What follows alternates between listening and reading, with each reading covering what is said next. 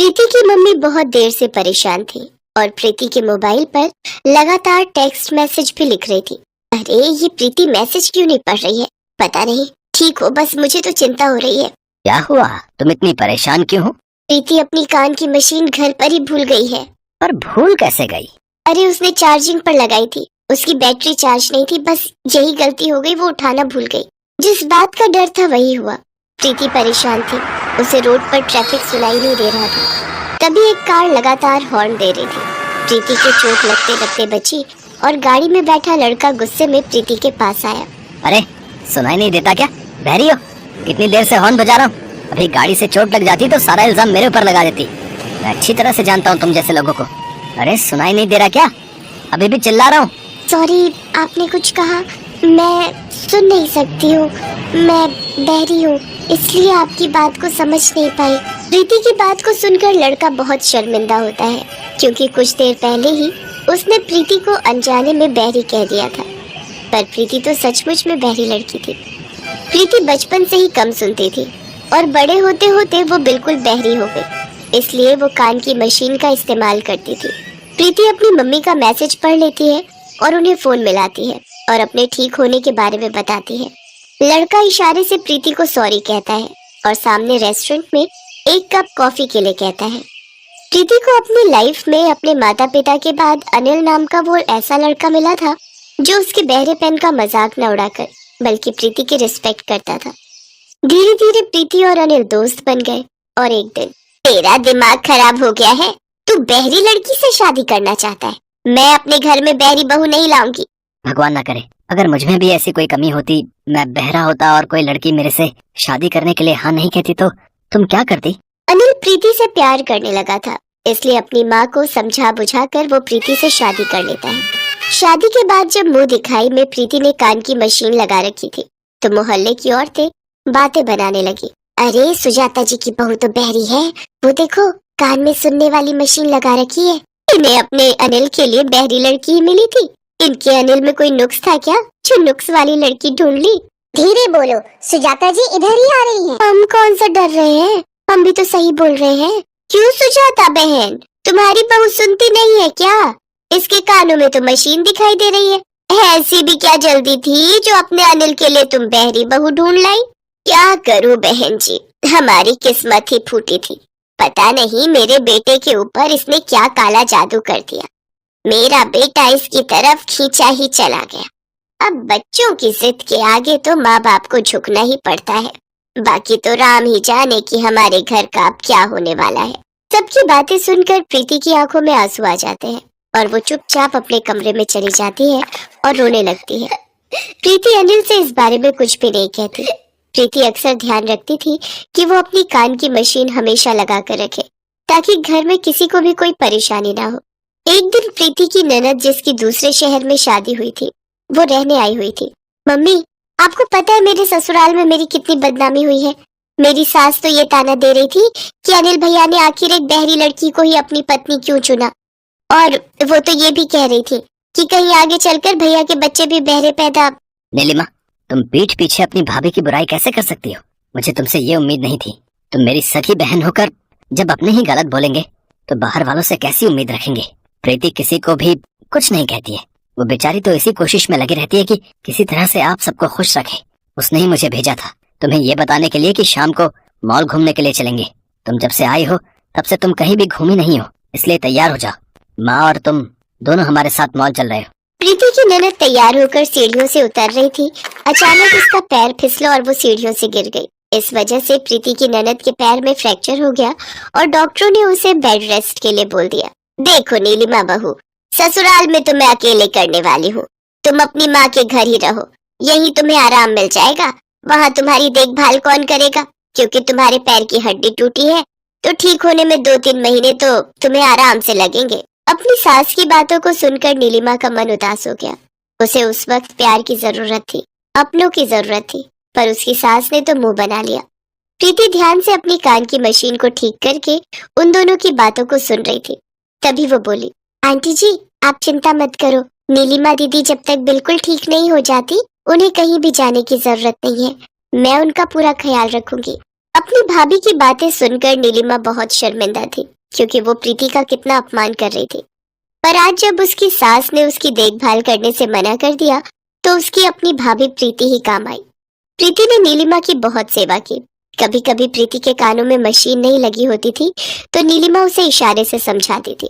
अनिल, हमने प्रीति को कितना भला बुरा कहा, पर प्रीति सचमुच कितनी अच्छी है, ये मुझे अब दिखाई दे रहा है। मैंने हमेशा उसकी कमी को देखा, उसकी अच्छाई को नहीं। रुक, मैं प्रीति को बुलाती हूँ। प्रीति बहू, सुन तो। प्रीति नीलिमा को दवाई दे रही थी। उसने कान में मशीन नहीं लगा रखी थी, इसलिए वो अपनी सास की बात को नहीं सुन पाई। पर सुजाता इस बात को समझ गई और वो प्रीति के पास गई और उसके कंधे पर हाथ रखा और इशारे से उसके कान की मशीन उसके हाथ में दी। ये लो बहू, मशीन लगा लो। माँ जी, आप कुछ कह रही थी, बताइए।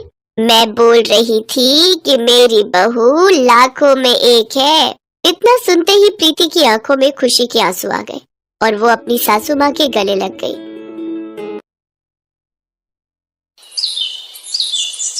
जानकी बहुत सीधी सादी औरत है। वो दर्जी का काम करती है और उसी पैसों से अपना घर चलाती है। जानकी का बेटा राजेश शहर के कॉलेज में पढ़ता है। हेलो बेटा, तू घर कब आएगा? नहीं आ पाऊंगा माँ, यहाँ पढ़ाई का बहुत प्रेशर है। कितने दिन हो गए तुझे देखे बिना? बाद में देख लेना माँ, अभी मैं फोन रख रहा हूँ। राजेश फोन रख देता है। जानकी अकेली बैठकर रोती रहती है। उसे राजेश की बड़ी याद आती है, लेकिन उधर राजेश सब कुछ भूलकर मजे से कॉलेज बिता रहा है। उसका ध्यान पढ़ाई पर नहीं है। वो कॉलेज में अंकिता नाम की लड़की के चक्कर में पड़ा है। अंकिता, मैं तुमसे बहुत प्यार करता हूँ। मैं तुम्हारे लिए कुछ भी कर सकता हूँ। चल झूठा। मैं झूठ नहीं बोल रहा हूँ, मेरा प्यार सच्चा है। तो फिर आज मुझे मूवी दिखाने ले चलो। अंकिता की बात राजेश टाल नहीं सकता, लेकिन राजेश ने देखा कि उसके पास ज्यादा पैसे नहीं है। अब क्या करूँ? माँ को कॉल करता हूँ। राजेश ने जानकी को कॉल किया। जानकी खुश हो गई। क्या बात है बेटा, बड़े दिनों बाद माँ की याद आई है। माँ, वो किताबें खरीदनी थी, 2000 रुपए भेजो ना। जानकी के पास ज्यादा पैसे ना होते हुए भी वो किसी तरह पैसों का जुगाड़ करके अपने बेटों के पास पैसे भेज देती है और उधर उन पैसों से राजेश अंकिता के साथ मूवी देखने चला गया। इसी तरह दिन बीतते गए और कॉलेज खत्म होने के बाद राजेश ने अंकिता से शादी कर ली। तुमने मुझसे शादी तो कर ली, लेकिन अब खिलाओगे क्या? तुम्हारे पास तो नौकरी ही नहीं है। राजेश ने सोचा कि बात तो सही है, इसलिए वो अंकिता को अपने गांव ले गया। उसने सोचा कि माँ सब कुछ संभाल लेगी।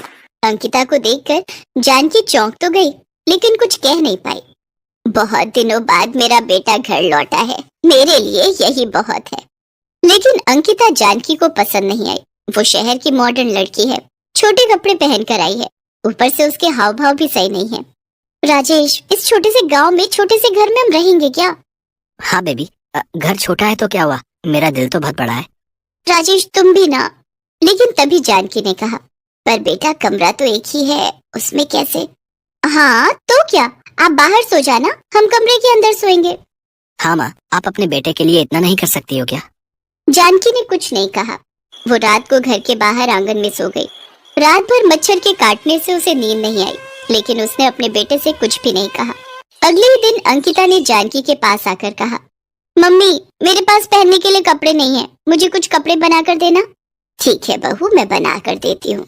अंकिता के कहने पर जानकी ने अंकिता के लिए 2 सलवार कमीज बना दिए, लेकिन अंकिता सलवार कमीज देखकर गुस्सा हो गई। ये क्या है, ये क्या बना दिया है आपने? क्यों बहू, हमारे यहाँ पर लड़कियाँ यही सब पहनती हैं। मैं कोई गंवार हूँ क्या जो ये सब पहनूं? मुझे मॉडर्न कपड़े चाहिए। ये बोलकर अंकिता ने सलवार कमीज को नीचे से फाड़कर छोटा बना लिया। हाँ, अब ठीक है, इसमें मैं अच्छी लगूंगी, है ना बेबी? हाँ हाँ, बहुत खूबसूरत लगोगी। माँ, आप भी ना कुछ समझती नहीं हो, आप भी यहाँ के लोगों की तरह गवार हो, गवार। जानकी को बहुत बुरा लगा। उसने नहीं सोचा था कि किसी लड़की के लिए उसका खुद का बेटा उसे ये सब कहेगा। अंकिता उस छोटी सी ड्रेस को पहनकर निकल गई। आसपास के सारे लोग मुड़ मुड़ कर देखने लगे और आपस में बातें करने लगे। अरे छी छी, ये क्या है? बहू को शर्म नाम की कोई चीज है कि नहीं? गांव के लोग जानकी के पास चले आए। देखिए जानकी बहन, आपको कुछ करना पड़ेगा, यहाँ ये सब नहीं चलेगा। हाँ हाँ, मैं बात करूंगी बहू से, आप लोग निश्चिंत रहिए। उस रात जानकी ने जब राजेश को ये सब कहा तब राजेश गुस्सा हो गया। माँ, आपको कुछ पता तो है नहीं, अंकिता मॉडल बनना चाहती है, सारे मॉडल यही सब तो पहनते हैं, आप ज्यादा बकवास मत करिए। हाँ राजेश, तुम्हारी माँ पूरी की पूरी गवार है। राजेश और अंकिता अपनी ही धुन में चलते रहे और जानकी पूरी मेहनत करती रही। सिलाई का काम करके घर चलाती रही और घर का काम काज भी करती रही। खाना बनाना, कपड़े साफ करना, सब कुछ अकेले ही करती रही। अंकिता कोई भी काम नहीं करती थी और राजेश तो प्यार में अंधा है।